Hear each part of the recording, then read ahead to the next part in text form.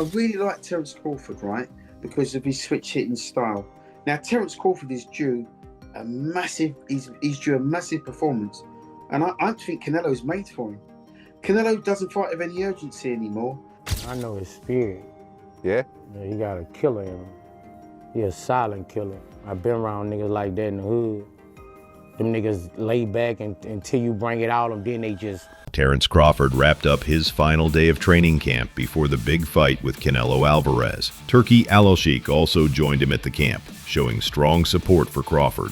Terence expressed gratitude toward Turki for being there and helping him on this journey. Despite the tough preparations, he reminded everyone that the job is not finished yet and carried himself with confidence.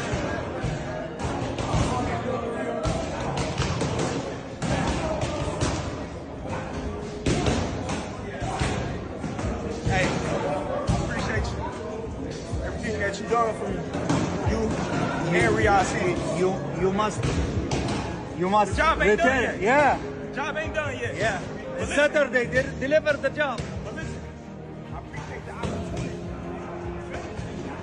No retirement. Let's get it. Yeah. Terence Crawford's final stretch of preparation has been marked by relentless effort and determination as he pushes himself for the biggest fight of his career against Canelo Alvarez. In his training camp, Crawford has been sparring intensely, sharpening his reflexes and perfecting his defensive strategies while ensuring his offensive output remains crisp and powerful. His coaches and team emphasize the discipline and focus he has maintained, portraying him as a fighter who has left no stone unturned in camp. The video footage shows him working tirelessly, his body lean.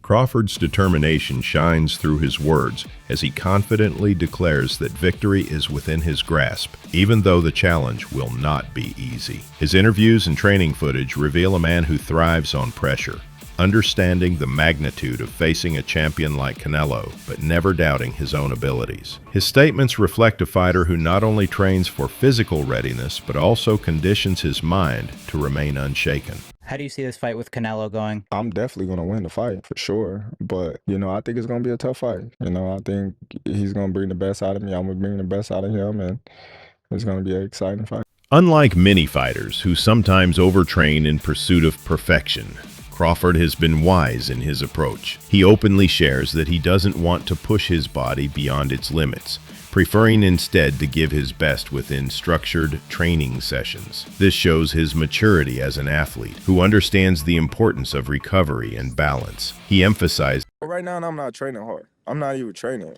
really. I don't want to overtrain because me personally, when I go in the gym, I give my all, and I don't want to burn myself out. Lester Martinez, Crawford's chief sparring partner, has given chilling warnings about what Canelo is about to face. Having spent countless hours in the ring with Terence during camp, Martinez confidently states that Crawford's power is something even Canelo will struggle to deal with. He insists that despite people believing Canelo is the naturally bigger man, Crawford feels just as big and strong in the ring. According to Martinez, the intensity of Terrence's punches has left him convinced that a beast is... No, está como dicen muchos, está cabrón. Está preparado, está listo, a pesar de venir de una categoría muy abajo, subir a la 168, pues yo tengo los sparring con él. Tanto lo he ayudado como he sentido que él me ha ayudado también a mí. Entonces, anteriormente estaba enfocado en ayudarlo, pero luego que me dijeron que yo iba a pelear, ¿sabes qué? Necesito ayudarte, pero que me ayudes. Y ya en el ring nos entendemos. Yo casi no hablo inglés. Todavía voy practicándolo, pero en el ring nos entendemos muy bien. Y hay una buena vibra, pero él está listo. Y yo también estoy listo. El tema del peso, ¿cómo crees lo afectará en la noche de la pelea haciendo sparring con él? ¿Cómo?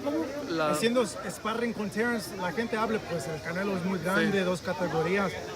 Bueno, en realidad en tamaño creo que están iguales, pero en diferencia de peso, sí, a lo mejor Canelo está más acostumbrado a esa categoría que Terence, pero te digo, vengo haciendo sparring con él desde que estaba en las 147 libras. Mi primer sparring con él en las 147.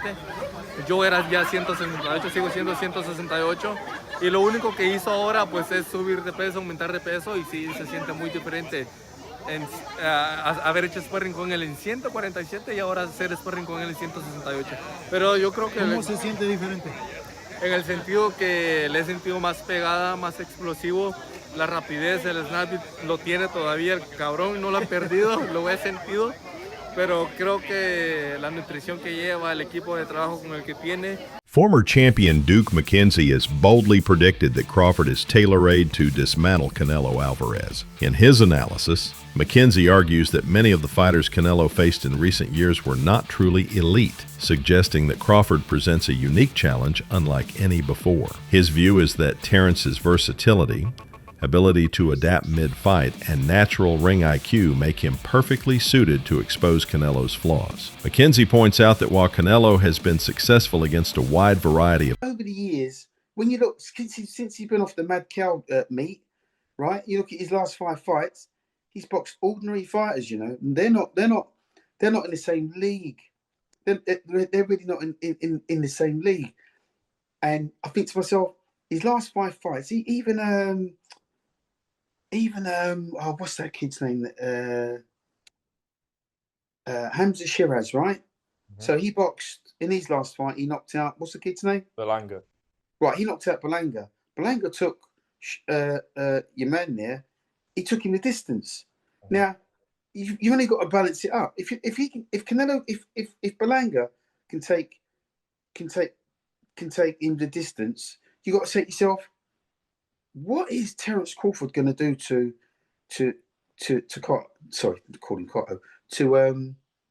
Canelo, yeah. Canelo, sorry, to Canelo. I've got the names mixed up. Yeah, right. So what's he going to do to you know what? I look at the fight and I think to myself, I really like Terence Crawford, right? Because of his switch hitting style. Now, Terence Crawford is due a massive performance. And I don't think Canelo's made for him. Canelo doesn't fight with any urgency anymore. You don't get any head movement from him anymore. He doesn't show you a punch and hit you with another one anymore. There's no variety in his whole sort of makeup.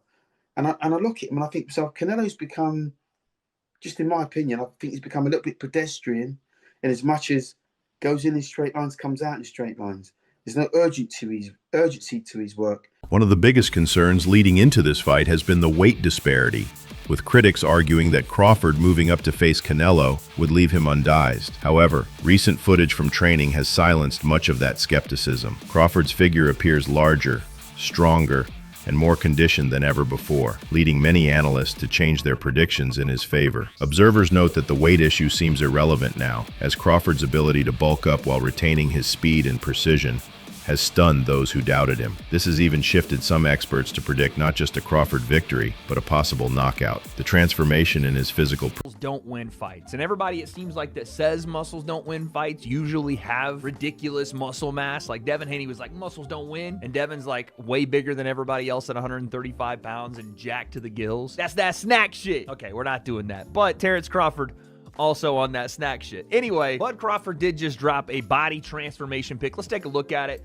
Boom! Son, I'm sorry, I have a flat tire. Does anyone have a jack to help me out? Oh, thank you, Bud Crawford. You're actually huge. The man has abs on his abs on his abs. I'm not trying to glaze, but that doesn't look like a 147-pounder. It doesn't look like a 154-pounder. That looks like a grown man. He's definitely put some weight on, coming to 168 pounds. And I can tell you that now. Take what I'm about to show you with a grain of salt because it is on weigh-in day, but look at what he was at 140 pounds.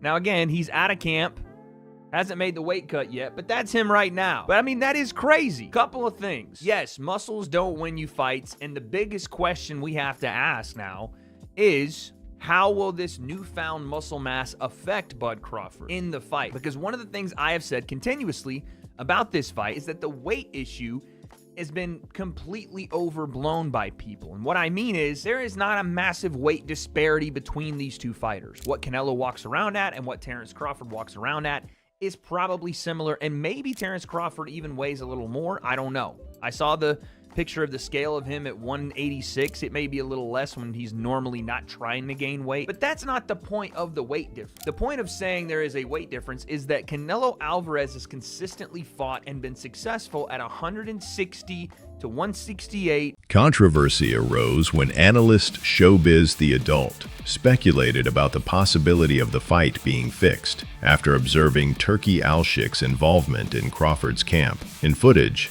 Turki is heard telling Terence not to retire after the Canelo bout, which Show the Adult interprets as a potential code for returning the favor. The claim suggests that since Turki played a role in making the fight happen, he might expect something in return from Crawford. While this theory is largely on the first part, return the favor. But Turki, in a second thought, said, no, I'm going to deliver this message. He goes back to Bud and he says, and don't retire after this. Don't retire. No retirement. Let's get it. Yeah. That's what Turki meant when he was trying to say, return the favor. I see you must job ain't done return. yet. Yeah. I did this for you. You got this big fight. Yeah, the job ain't done. Deliver the job. But don't retire. Return the favor. That is the most important part, and we're going to break that down. The deliver the job thing, that is more of a language difference, okay? Because Bud is saying, listen, the job ain't done. He said, oh yeah, deliver the job Saturday. Mostly meaning put on a good fight. Fight your heart out. If you win, cool. That'll be best if you win. But I'm just saying it's not about winning. Winning is about trying. Winning is about going for greatness. Marvelous Marvin Hagler wasn't undefeated. Sugar Ray Leonard, Duran, Muhammad Ali, Sam Langford, Jack Johnson, Jack Dempsey, some of these Gene Tunney, some of the greatest fighters of all time, Willie Pep, Sammy Sadler. These guys weren't undefeated, right? But that's what made them great is that they were taking on all challenges. His Excellency Turki Al-Sheikh knows that the product isn't the fighter. The product is the sport. So he's trying to put on the best matches, which is why he's saying, don't retire, return the favor, because I got more ideas for you. Rapper Boozy added his voice to the discussion by describing Terence Crawford as a silent beater. He explained that Crawford's calm demeanor and quiet confidence make him more dangerous because he doesn't rely on trash talk or bravado. Instead, his actions in the ring do the speaking, backed by an unshakable determination. Boozy emphasized that Canelo should be extremely cautious as Crawford's composure hides the explosive power and precision he unleashes during fights, by dubbing him a silent. Yes. I know his spirit. Yeah? Yeah, he got a killer in him. He a silent killer. I've been around niggas like that in the hood. Them niggas lay back until you bring it out them, then they just, you know, I've been like that with them niggas. Like I didn't watch Crawford. I didn't hung out with this nigga. This is my boy. Like this nigga got a killer in him. You know, Canelo better be fucking ready. Like this nigga got a killer in him, bro.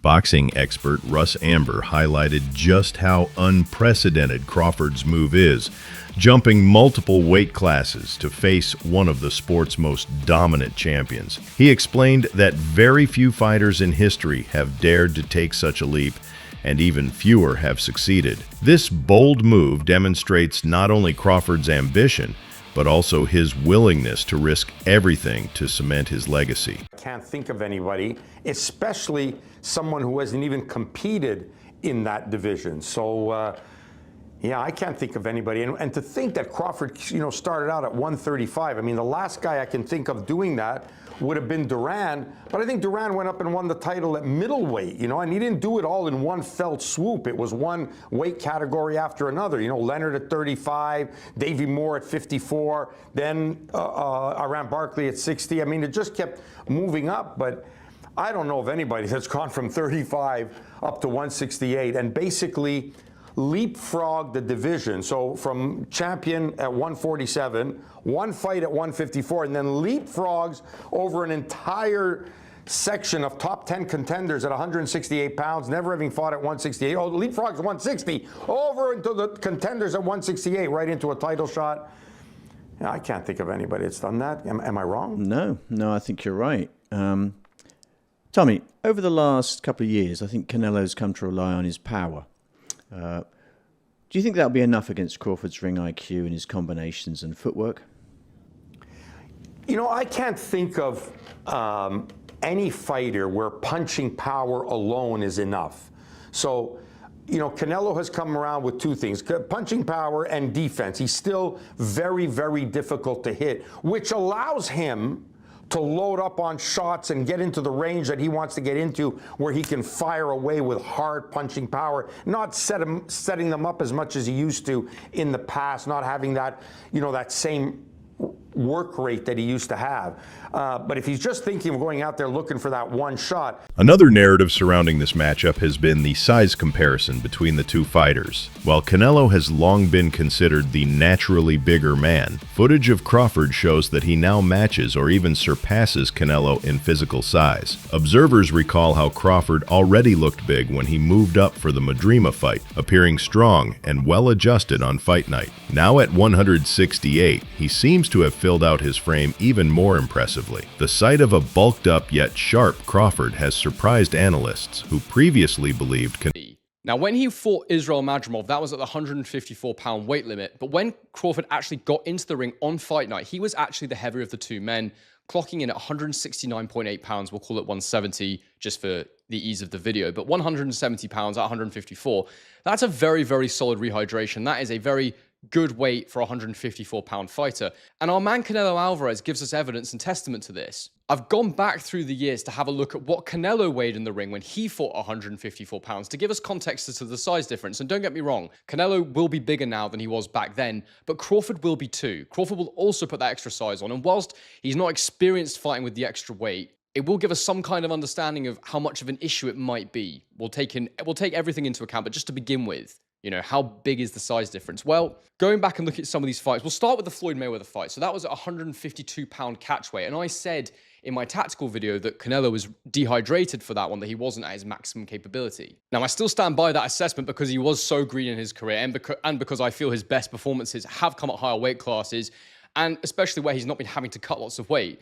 But just for context in that one, he was 165 pounds in the ring versus Floyd that night. Meanwhile, Floyd Mayweather weighed 150.5 pounds, so there was actually a 14.5-pound weight difference that night. So you start to understand where I'm going with this in this video. I want to look at the context of where there's been weight gaps before. So someone who was 14.5 pounds lighter than Canelo was able to beat him on that night. Now look, Mayweather is an all-time great. Mayweather was unbelievably skilled and had soldiers tied up in knots. He couldn't do anything with him. But let's look at some other fights for some more context. When he fought Austin Trout, they were around about the same when they got in the ring. When they fought at 154 pounds, Canelo was 172 and Trout was 171. And that's really interesting to look at because that tells us that Canelo was only a couple of pounds heavier than Crawford when rehydrated when he fought at 154 pounds. Crawford's trainer, Brian Bomac McIntyre, has been adamant that his fighter is already a bigger man than most give him credit for. In his words, the jump to 168 pounds is not as drastic as critics make it out to be. Bomac argues that Canelo's size has been overstated and that Crawford has the natural build and strength to compete on equal footing at super middleweight. His confidence in Crawford's adaptability underscores the belief within the camp. Bomac also added that when Crawford said that he's gonna fight Canelo at 168, that he was completely fine with it because Crawford is already a natural big guy to begin with, and that once again, contrary to popular belief, Canelo is not the bigger guy. Basically, if anything, it's easier for Crawford because he's no longer gonna have to drain himself. That's it for today's video. Stay tuned.